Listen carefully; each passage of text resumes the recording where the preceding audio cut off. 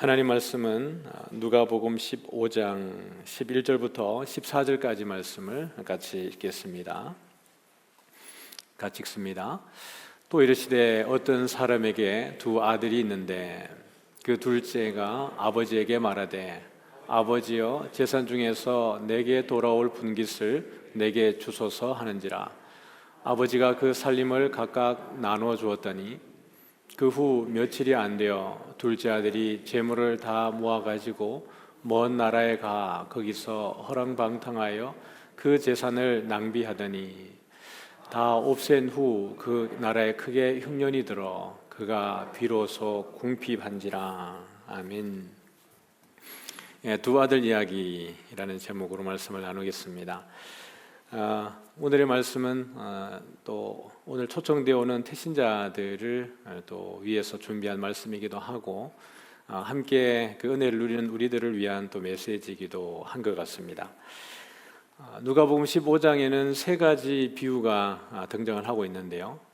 여러분 잘 아는 것처럼 잃어버린 그 한 마리의 양을 찾아 나서는 목자에 대한 이야기가 하나가 있고, 드라크마 가운데 하나를 잃어버려서 그것을 참 수고하고 애써서 찾아내는 한 여인에 대한 이야기가 있고, 또 두 아들 가운데에서 한 아들이 나갔다가 돌아오는 그것을 기다리는 아버지에 대한 이야기가 있습니다. 세 가지 비유가 있는데 세 가지 비유는 사실 한 가지를 이야기하고 있습니다. 이 세 가지 이유를 말씀하시는 이유는 누가복음 15장 1절과 2절에 있는데 같이 한번 볼까요? 같이 보겠습니다. 모든 세리와 죄인들이 말씀을 들으러 가까이 나오니 바리새인과 서기관들이 수군거려 이르되 이 사람이 죄인을 영접하고 음식을 같이 먹는다 하더라. 예수님께로 나오는 사람들이 누구냐 그러면은 모든 세리와 죄인들이라고 되어져 있습니다. 누가복음에서 보면은 세리와 창기는 바리새인들 입장에서 보면 죄인이죠. 그러니까 모든 세리와 죄인들이라고 말하면은 여기에는 창기들도 있고 그들이 함께 식사의 자리에 함께하지 않는 죄인의 자리에 취급하는 그들이 예수님과 함께 있는 것입니다. 그리고 그들이 예수님께 말씀을 들으러 나왔을 때에 바리새인들이 수군거리는 것입니다. 바리새인과 서기관들이 이 사람이 죄인을 영접하고 음식을 같이 먹는다 하더라. 이들의 입장에서 보면은 불법이고 위법이고 있을 수 없는 일들인 것입니다. 이방인들과도 식사의 교제를 하지 않는 이 유대인들인데 죄인들과 함께 창기와 세리들과 함께 음식을 먹는다는 것은 도무지 있을 수 없는 일들인 것이죠. 그들에게 예수님이 세 가지 비유를 말씀을 하고 계시는데 첫 번째가 잃어버린 한 마리의 양입니다. 우리가 4절 말씀을 보면은 4절 한번 보여주시겠습니까? 너희 중에 어떤 사람이 양 100마리가 있는데 그 중에 하나를 잃으면 99마리를 들에 두고 그 잃은 것을 찾아내기까지 찾아다니지 아니하겠느냐. 들판에 이제 양을 방목을 해서 키우고 있습니다. 저녁이 되면은 이 양들을 전부 다 우리간으로 다 모아요. 광야에 그 초장에 우리가 또 따로 있습니다. 우리에 다 이렇게 집어넣고 밤에 재우는 거죠. 군대 가 보면은 늘 빼지 않는 것이 잠잘 때에도 점호고 일어날 때에도 점호입니다. 사람이 한 명이 빠졌는지 들어왔는지 중요한 문제이기 때문에 그렇습니다. 양 100마리를 모는 이 목자가 그 양을 저녁에 우리에다 집어넣고 세어보는 거죠. 근데 한 마리가 빠졌습니다. 그러면은 어떤 목자가 아이고 한 마리 그냥 빠졌으니까 99마리로 괜찮지 라고 내버려둘 목자가 어디 있겠느냐라는 것입니다. 당연히 마땅히 누구라도 그 한 마리의 양을 찾아 나서지 않겠느냐라는 것이죠. 그렇게 가다 보니까 양이 어디에 풀숲에 또는 구렁이에 빠져 있습니다. 양은 시력이 약한 동물이라는 것을 잘 알고 있죠. 그래서 길을 잘 잃어버리기도 합니다. 그래서 무리를 지어서 다니기도 하고 또 그 앞에 염소를 앞에 세워서 중간중간에 염소 몇 마리를 두어서 염소들을 쫓아가게 하는 것입니다. 그 염소가 가는 곳마다 가는 곳을 쫓아가게 하는데 그것이 양의 어떻게 보면은 여러 가지 약점들을 보완하기 위해서 그렇게 하는 것이죠. 그렇게 하고 나서 만약에 양 한 마리를 찾고 나면은 사람들이 벗과 이웃을 불러가지고 잔치하지 않겠느냐라고 이야기하는 겁니다. 그 목자가. 효율성으로 보면은 그렇게 할 바에 안 찾는 게 나을 수도 있습니다. 양 한 마리를 찾아가지고 동네 사람 친구들을 불러서 잔치하려고 그러면은 양 한 마리를 안 될 테고 서너 마리를 잡아야 될 텐데 수학적 공식으로 보면은 효율성으로 보면은 아주 비효율적인 겁니다. 한 마리를 찾아서 세 마리를 손해 봐야 되니까 차라리 안 찾는 것이 훨씬 나은데 굳이 한 마리를 찾고 난 이후에 왜 이 목자는 잔치를 하게 되는 것일까?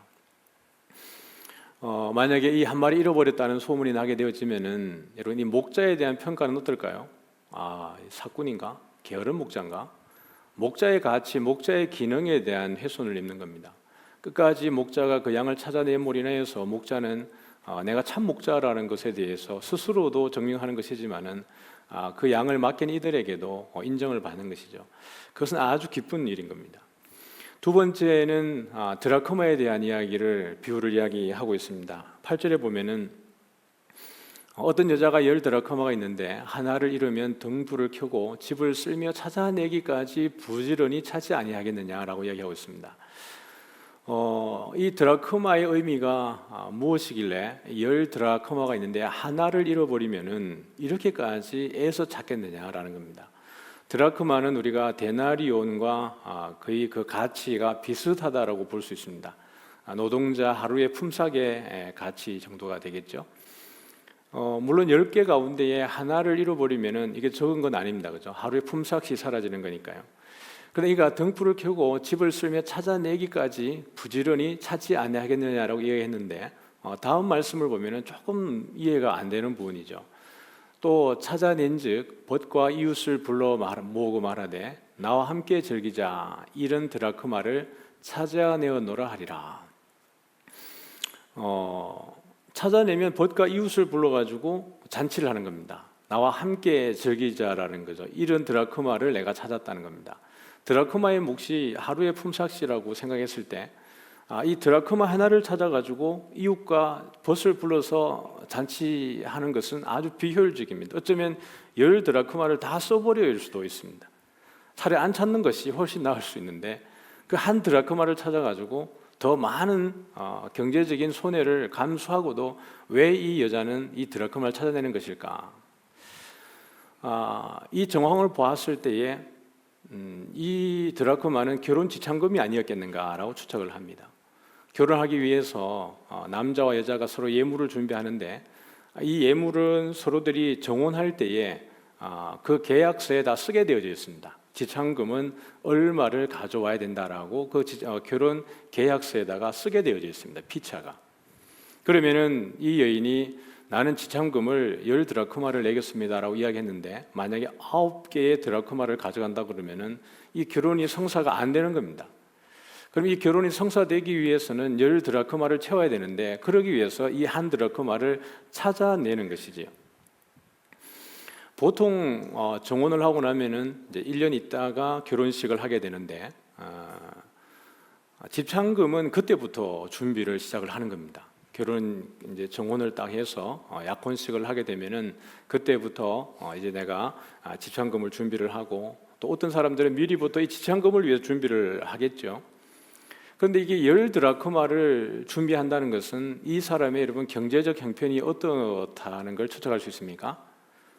한 드라크마가 하루의 품삯인데 10 드라크마를 결혼 지참금으로 준비한다는 것은 이 여인이 얼마나 가난하냐는 것을 보여주고 있습니다. 1년을 준비해가지고 10 드라크마를 준비할 정도면은 정말 가난한 가정의 여인이겠다라는 것을 볼 수 있겠죠.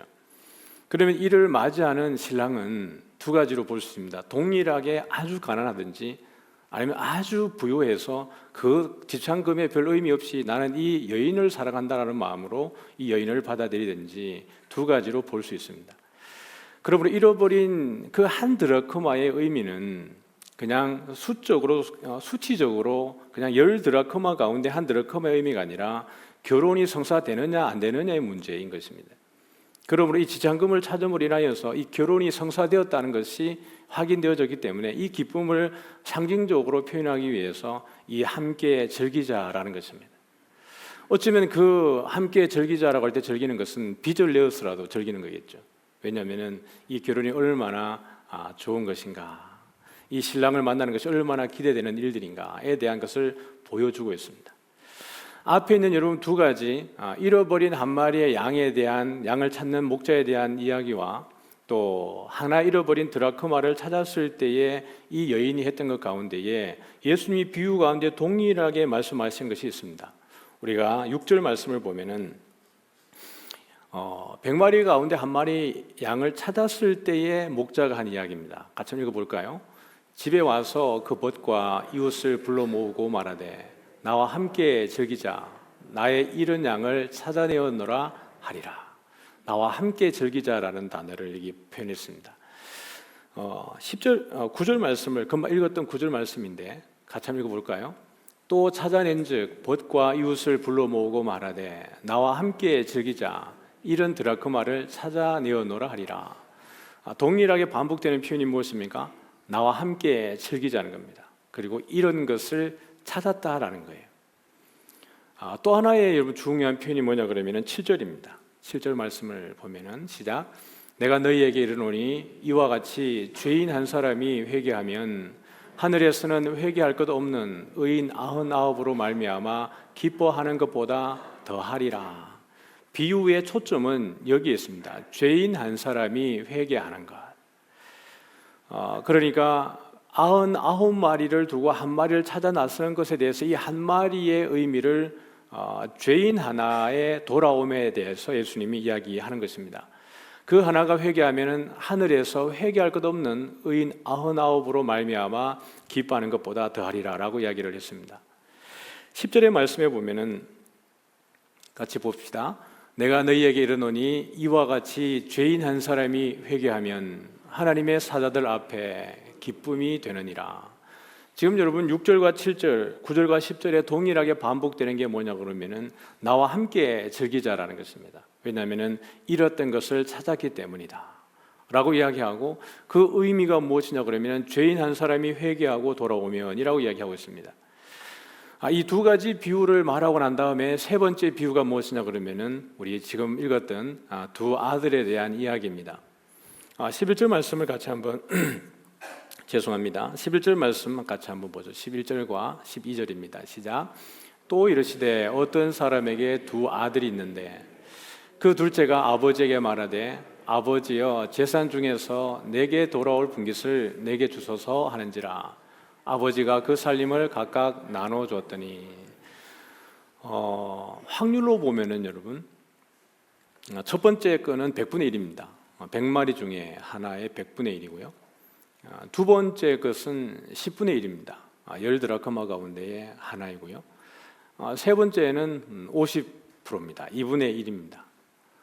점점 더 이 비유는 어떤 것을 강화시켜 주고 있습니다. 비유의 목적을 강화시켜 주고 있죠. 첫 번째 것은, 첫 번째와 두 번째는 인격적 존재가 아닙니다. 지금 세 번째 비유의 본질은 인격인 것입니다. 사람인 것이고 아들인 것이죠. 그러니까 이것이 100분의 1과 10분의 1의 의미에서 2분의 1이라고 하는 것이 수치적 의미에서도 강화가 되어지는 것이지만, 첫 번째, 두 번째 비유와 세 번째 비유는 비교할 수 없는 부분입니다.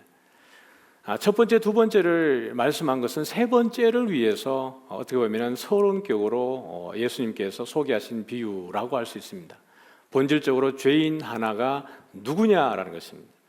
그 가운데 두 아들 가운데 한 명이 죄인이라는 것이고, 이 아들의 모습이 어떠했는지를 소개함으로 인하여서 우리 아버지는 누구냐라는 겁니다. 우리 아버지는 그 100마리 가운데에 한 마리를 찾는 그 목자와 같은 분이시고, 또 그 하나의 드라크마를 찾지 못함으로 인하여서 슬퍼할 그 여인에게 기쁨을 주시는 분이시고, 또 그야말로 자기 아들이 돌아오기까지 인내하고 기다리는 사랑의 하나님인 것을 우리에게 보여주고 있는 것입니다. 이 아들이, 둘째 아들이 아버지에게 요구한 것은 정말 무례한 것입니다. 우리 흔히 하는 말로 호루자식입니다. 왜냐 그러면은 아버지가 살아있는데 자기의 몫을 달라는 겁니다. 나의 분깃을, 아버지가 어차피 돌아가시면은 나에게 줄 유산이 있지 않습니까? 장자 그 형님에게는 2배를 주고 그 절반을 나에게 주게 되는 것인데 뭐 형님 몫은 형님이 나중에 받더라도 나의 몫을 먼저 주십시오라고 이야기하는 것입니다. 아버지 집이 참 좋았을 텐데 좋은 데 있다 보니까 좋은 걸 모르는 거죠. 항상 하나님의 복을 누리고 하나님의 그 샬롬을 누리고 그 은혜 가운데 있는데 은혜가 은혜인 줄 모르는 것입니다. 자꾸 곁눈질하는 것이에요. 그러다 보니까 세상이 여전히 여러분 어제 금요일 날 우리가 또 금요기도에 또 말씀 나눴지만은 마귀가 들어와서 우리 마음을 깰 때에 우는 사자와 같이 삼킬 자를 두루 찾아다닐 때에 그 빈틈을 보고 마귀가 들어와서 유혹하는 것입니다. 야, 동산 중앙에 있는 나무를 진짜 먹지 말라 하더냐?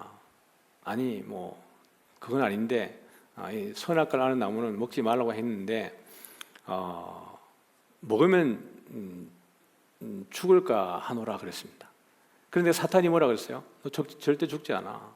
너 그거 먹으면 눈이 밝아져서 하나님 같이 되는 것을 하나님이 싫어해서 먹지 말라고 한 거니까 먹어도 돼라고 이야기한 겁니다. 그 이야기를 듣는 순간부터 그 선악과가 하와의 눈에 도드라지게 들어옵니다. 보암직도 하고 먹음직도 하고 지혜롭게 할 만큼 탐스러웠다라고 이야기하고 있습니다. 에덴 동산에 보암직하고 먹음직하고 지혜롭게 할 만큼 탐스러운 나무가 선악과밖에 없었던 게 아닙니다. 여러분이 그 창세기 읽어보면은 선악과 외에도 거기에 보암직하고 먹음직하고 아름다운 나무의 열매들이 많이 있었습니다. 거기에 생명나무의 열매가 함께 있었습니다. 그럼에도 불구하고 선악과에 눈을 두지 않았던 하와가 어느 순간부터 선악과에 눈을 두기 시작하냐 그러면은 뱀이 들어와서 그 마음에 유혹할 때, 꿰일 때부터입니다. 둘째 아들이 어떻게 보면은 아버지에게 주시는 그 평안함과 부귀와 영화와 자유함과 그것을 누릴 때에 불편함이 없었겠죠. 그러나 세상의 어떤 것들이 그의 눈에 들어오는 순간부터 아버지에게 주는 이 평안함보다는 자유함이 더 좋았습니다. 세상의 쾌락이, 세상의 정욕이 더 마음에 들어 보였습니다. 그래서 그가 못할 짓을 아버지에게 요구하는 것이죠. 아버지, 나에게 나의 몫을 주십시오 라고 얘기했습니다. 참 부모는 자식에게 약하고 바보가 될 때가 많죠.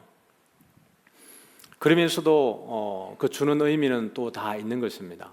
아버지가 여기 보면은 별 말하지 않습니다. 아들과 다투지 않습니다. 보면은 아주 그냥 심플하게 간결하게 예수님은 이 비유를 우리에게 소개하고 있습니다. 아들들에게 각각 나누어 주었더라. 그러면은 이미 이걸 나눌 때에 첫째 아들에게만 준 게 아니고 둘째 아들에게만 준 게 아니고 첫째 아들에게도 그 몫을 나누어 주었다는 것을 이야기하고 있습니다. 그렇게 주었더니 여러분 3절 말씀 보면은 어떻게 하고 있습니까? 13절 말씀에 보니까 시작. 그 후 며칠이 안 되어 둘째 아들이 재물을 다 모아가지고 먼 나라에 가 거기서 허랑방탕하여 그 재산을 낭비하더니. 여러분 이 보면은 얼마나 서치를 많이 했겠어요. 요즘으로 말하면 인터넷으로 막 다 검색을 해본 겁니다. 어디 가면 살만하고 어디 가면 좋고 내가 바라는 것이 어디에 있는지 이미 다 서치를 한 겁니다. 그 정도 뭐 인터넷이 없었던 시절이기 때문에 그 정도 아니지만 많은 정보를 이미 들음으로 인하여서 가고 싶었던 겁니다. 롯이 아브라함을 떠날 때에 분명히 아브라함이 이야기하기를 내가 좋아하면 내가 우하고 내가 우하면 내가 좋아하리라. 하나님의 약속의 땅을 떠나지 말라고 아브라함이 롯에게 그렇게 제안했는데 정작 롯이 본 것은 자기 앞쪽을 본 겁니다. 요단 동편을 보고 소돔과 고모라를 보고 여기가 여호와의 동산 같고 애굽 땅 같았다라고 여러분 롯이 생각을 했던 겁니다. 저기 가면 너무나 부요하고 뭔가 세상 연락을 다 즐길 수 있고 이미 자기가 가지고 있는 그 모든 소유들로 말미암아서 넉넉하게 살고 남음이 있겠다. 거기 내가 가면은 거기서 내가 어떻게 보면 유지처럼 그 지역의 어떤 영향력을 행사할 수 있는 위치에 놓이지 않을까라고 하는 기대감을 가지고 롯이 갔습니다. 실제로 롯은 그 성문에 앉을 정도로 지역에서 어느 정도 명성을 드러냈던 것 같습니다. 그럼에도 불구하고 롯이 아무리 거기서 봐도 아무리 생각해도 이것은 아니다 싶었을 정도로 소돔과 고모라가 타락했던 것이죠. 하나님의 심판이 임할 정도로 말입니다. 이 둘째 아들이 그 모든 걸 서치하고 난 이후에 아주 빠른 행동을 취했습니다. 며칠이 되지 않아서 그 모든 재산을 모아가지고 먼 나라로 갔다. 아버지의 영향과 아버지의 간섭이 없는 정말 그야말로 자유한 곳으로 떠나버렸던 것입니다. 여러분, 돈이 많이 있으면은 그 돈이 평생 우리를 지킬 것 같죠? 그렇지 않은 것 같습니다. 어느샌가 방탕하고 낭비하다 보면은 그 돈이라는 것이 안개가 사라지듯이 쉬 사라지는 것이 돈입니다. 그 돈이라는 걸, 재물이라는 것을 하나님이 지켜주지 않으면은 그것은 바람에 날리는 겨와 같이 아무것도 아닌 것입니다. 이 아들은 어쩌면 많은 재물을 가지고 갔을 것입니다. 이 재물을 마음껏 쓸 수 있고 자기가 죽을 때까지 쓸 수 있다고 생각했는지 모르겠습니다. 근데 이 재물이 사라지는 데는 그리 많은 시간이 걸리지 않은 것 같습니다. 13절을 보면은 그 재물을 모아가지고 먼 나라에 거기서 허랑방탕하여 그 재산을 낭비하더니, 아주 신속하게 스토리를 전개하고 있습니다. 많은 시간이 걸렸다는 것을 말하지 않고 아주 예수님은 이 비유를 이야기하면서 빠르게 내용을 전개하고 있습니다. 그 재산을 낭비하더니 14절에 어떻게 되어지죠? 다 없앤 후에. 재물에 여러분 너무 집착하지 않아야 합니다. 우리 지금 수요일날 소요리 문답하고 있는데, 소요리 문답에 여러분 1문이 뭐냐 그러면은 사람의 제일 되는 목적이 무엇인가? 사람의 제일 되는 목적이 무엇인가? 답이 뭐죠? 하나님을 영화롭게 하는 것과 그를 영원히 즐거워하는 것. 우리 삶의 제일 목적은 하나님을 영화롭게 하는 겁니다. 나의 영화와 나의 정욕과 나의 욕심을 채우는, 나의 쾌락을 채우는 것이 아니라 우리의 삶의 가장 중요한 목적은 하나님의 영광이어야 합니다. 그리고 하나님을 즐거워하는 것입니다. 하나님의 하신 일과 하나님이 맡기신 일과 하나님께서 우리에게 소망을 두게 하신 일들을 인하여서 기뻐하고 즐거워하고, 그렇게 할 때에 우리가 천국을 누리는 것이고 사람의 제일 되는 목적대로 살아가는 것입니다. 쉬 가서 다 재산을 낭비하고 없앤 후에라고 하고 있습니다. 다시 14절 보여줄까요? 근데 마침 기가 막힌 우연의 일치였을까요? 재산은 다 사라졌는데 그 나라에 무엇이 들었습니까? 크게 흉년이 들어 그가 비로소 뭐합니까? 궁핍한지라. 모든 것을 가지고, 자기 유산을 가지고 나가서 마음껏 허랑방탕하게 썼는데 그의 마지막 종착은 궁핍입니다. 그의 부유함은 온데간데 없이 다 사라져 버렸습니다. 예수님께서 우리에게 보여주는 이 궁핍의 의미가 무엇일까요? 실질적인 가난입니다. 누가복음에서 여러분, 가난은 하나님의 복을 받는 여러분 과정입니다. 마태복음에서는 심령이 가난한 자는 복이 있나니라고 이야기했는데요, 누가복음에서는 가난한 자는 복이 있나니라고 이야기했습니다. 가난은 우리에게 여러분 하나님께로 나아가는 좋은 여러분 통로입니다. 부자가 하나님의 나라에 들어가는 것이 누가 어디에 들어가는 것보다 어렵다고요? 낙타가 바늘귀로 들어가는 것보다 어렵다고요.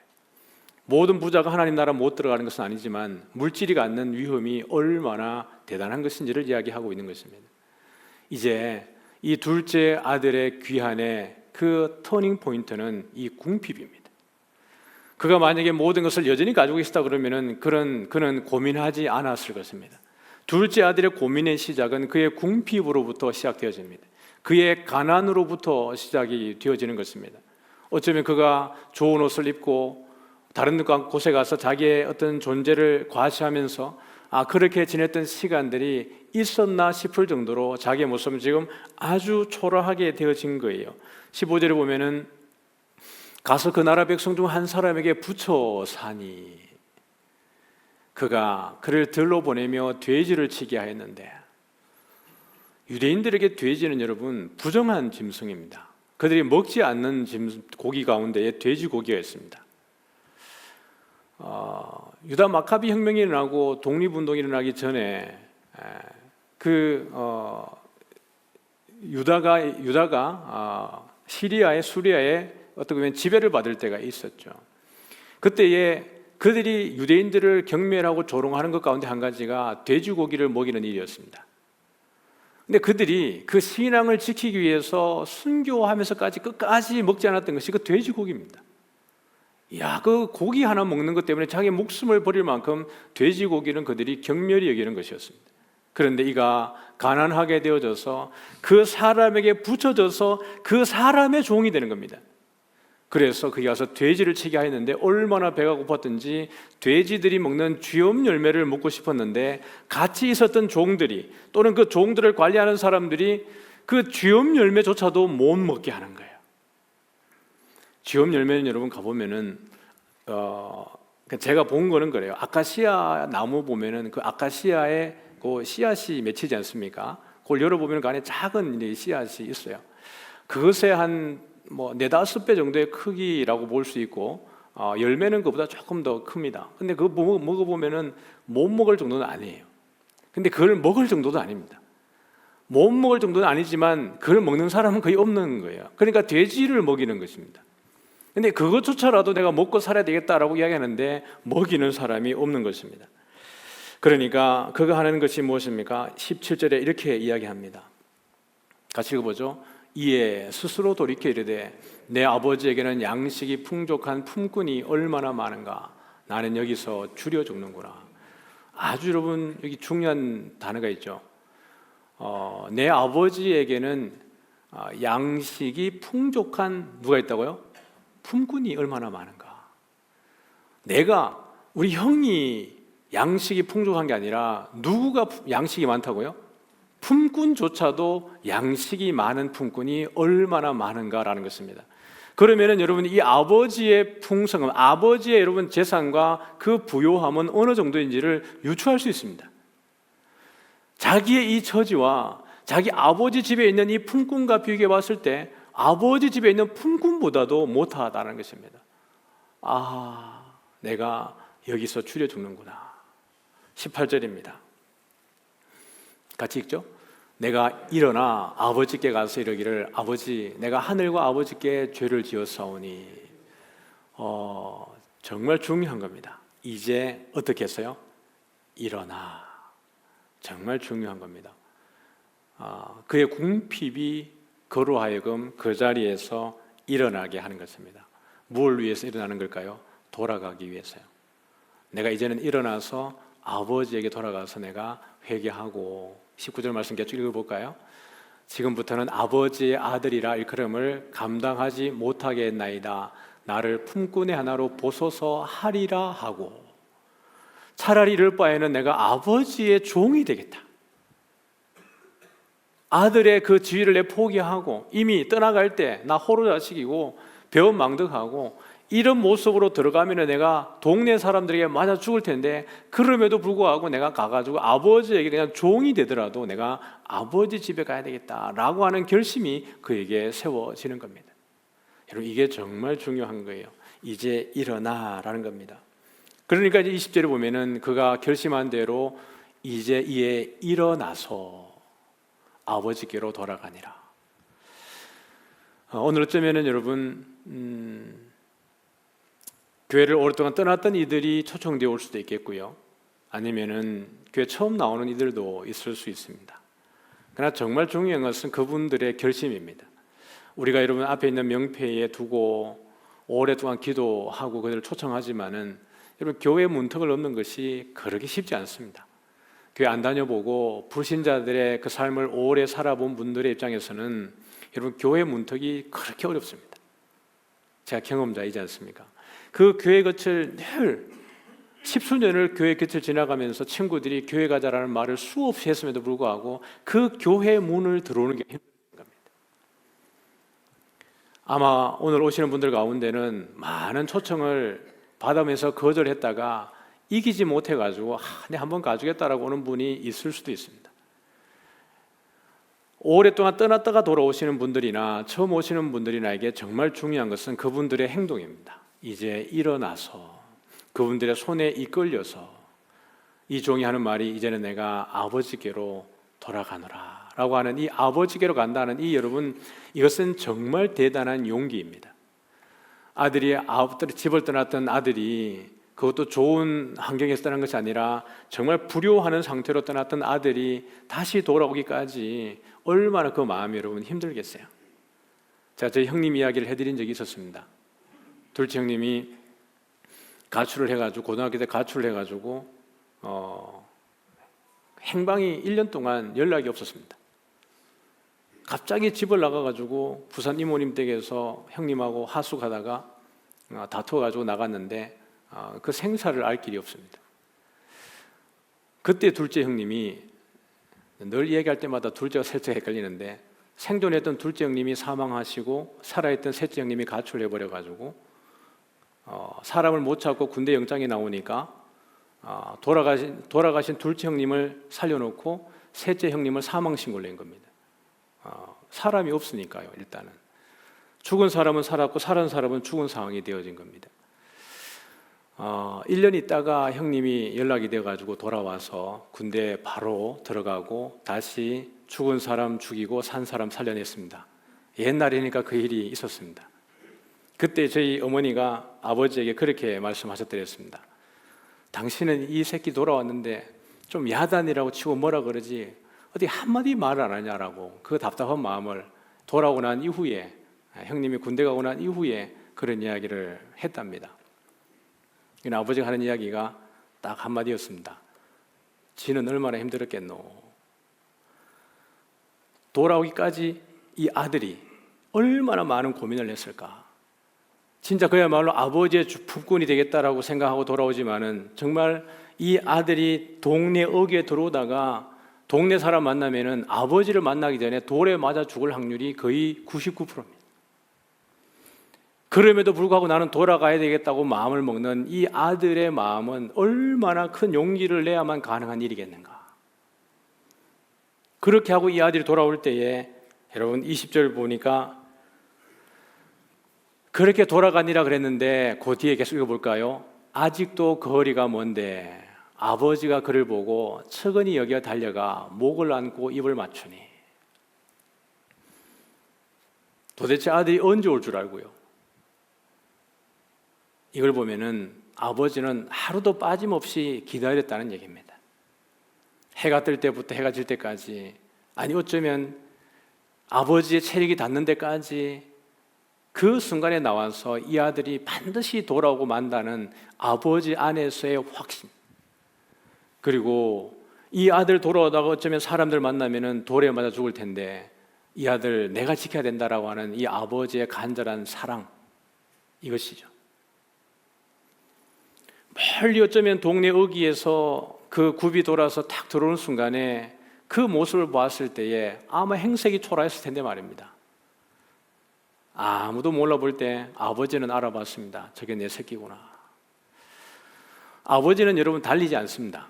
아버지는 존엄한 존재의 위치입니다. 아버지가 달린다는 것은 거의 아주 생소한 환경이라 그래요. 제가 하사관 교육 받을 때에 별것 다 교육 받는데 그런 교육도 받습니다. 비가 와도 달리지 마라. 간부는 달리는 거 아니다. 예, 뭐 그런 교육을 받습니다. 차를 타고 다닐 때, 버스 타고 다닐 때 절대로 차 안에서 자지 마라. 자더라도 절대로 목을 떨고 때리지 마라. 꼿꼿한 자세를 유지해라.